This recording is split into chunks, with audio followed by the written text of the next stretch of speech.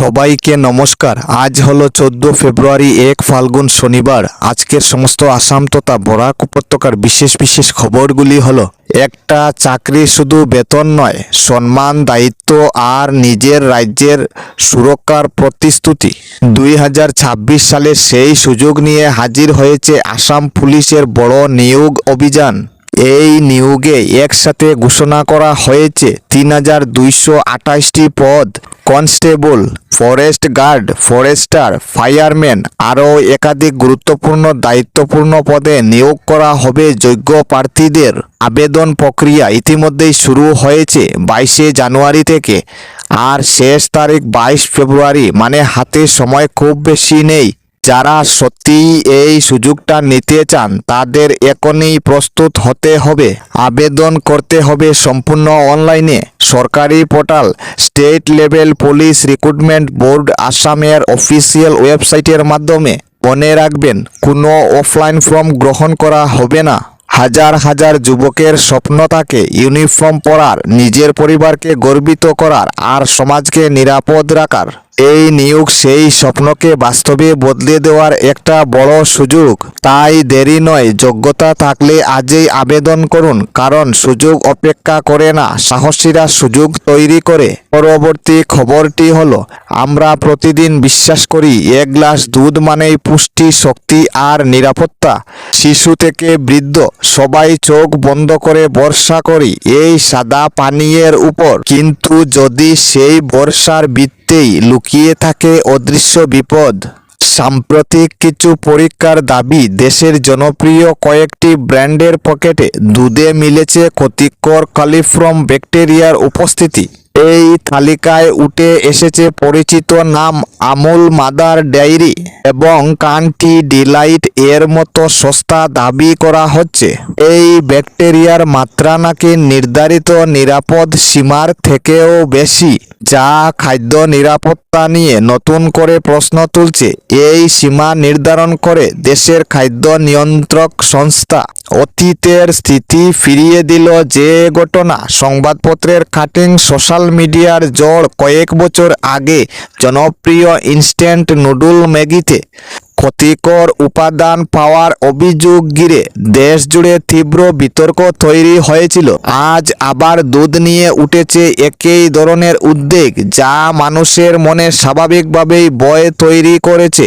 এদিকে সংশ্লিষ্ট সংস্থাগুলোর বক্তব্য, তাদের পণ্য সম্পূর্ণ নিরাপদ এবং সব মান নিয়ন্ত্রণ প্রক্রিয়া মেনেই বাজারে আনা হয়। পরবর্তী খবরটি হলো, অসমের রাজনীতিতে আবারও তীব্র উত্তাপ। মাজুলির মাটিতে দাঁড়িয়ে কড়া বার্তা দিলেন মুখ্যমন্ত্রী হেমন্ত বিশ্ব শর্মা। তার নিশানায় কংগ্রেস নেতা গৌরব গগৈ এবং তথাকথিত পাকিস্তান সংযোগ নিয়ে দীর্ঘদিনের বিতর্ক। মুখ্যমন্ত্রীর বক্তব্য, যিনি এত গুরুতর অভিযোগ তুলেছেন তিনি এখন পর্যন্ত আইনের দ্বারস্থ হননি কেন? তার কথায়, সত্যিই যদি অভিযোগের ভিত্তি থাকে তাহলে আদালতে যাওয়ার সাহস দেখানো উচিত ছিল অনেক আগেই।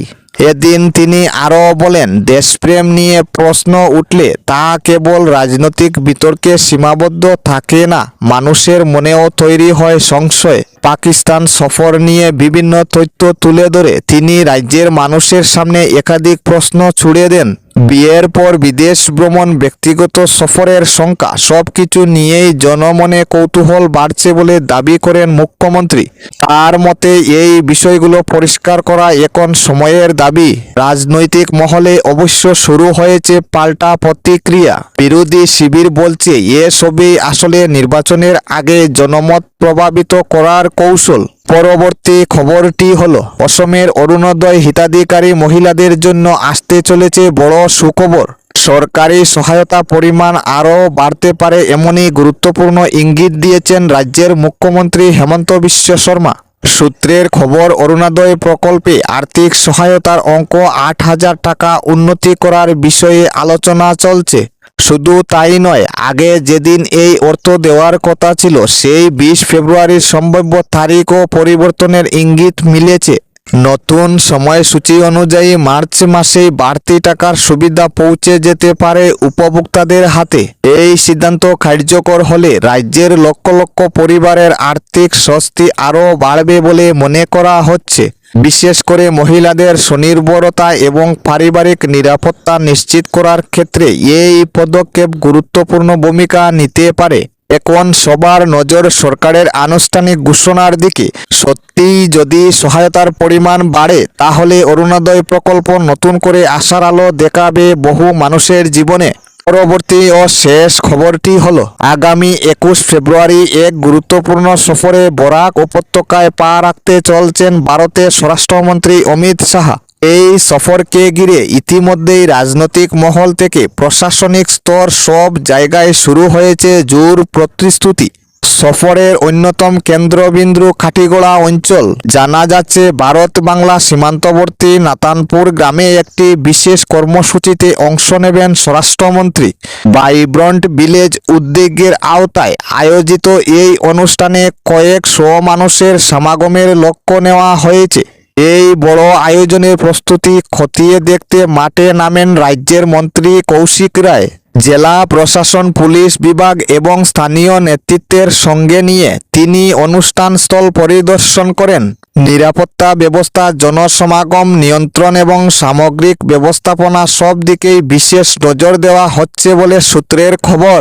ঐতিহাসিক দিক থেকেও সফরটি গুরুত্বপূর্ণ বলে মনে করা হচ্ছে, কারণ প্রথমবার কোনো কেন্দ্রীয় স্বরাষ্ট্রমন্ত্রীর কাঠিগড়ায় আগমন ঘিরে সাধারণ মানুষের মধ্যেও তৈরি হয়েছে কৌতূহল ও প্রত্যাশা। রাজনৈতিক পর্যবেক্ষকদের মতে সীমান্তবর্তী অঞ্চলে উন্নয়নমূলক কর্মসূচি ও জনসংযোগ বাড়ানোর ক্ষেত্রেও এই সফর তাৎপর্যপূর্ণ হতে পারে। 21 ফেব্রুয়ারি এই সমাবেশ কতটা প্রভাব ফেলে স্থানীয় রাজনীতি ও প্রশাসনিক কর্মকৌশলে? এই ছিল আজকের গুরুত্বপূর্ণ সংবাদ। চ্যানেলটা সাবস্ক্রাইব করে পাশের বেল আইকনটি বাজিয়ে রাখবেন। ভিডিওটা লাইক করে পরিচিতদের কাছে শেয়ার করে দিবেন। ধন্যবাদ।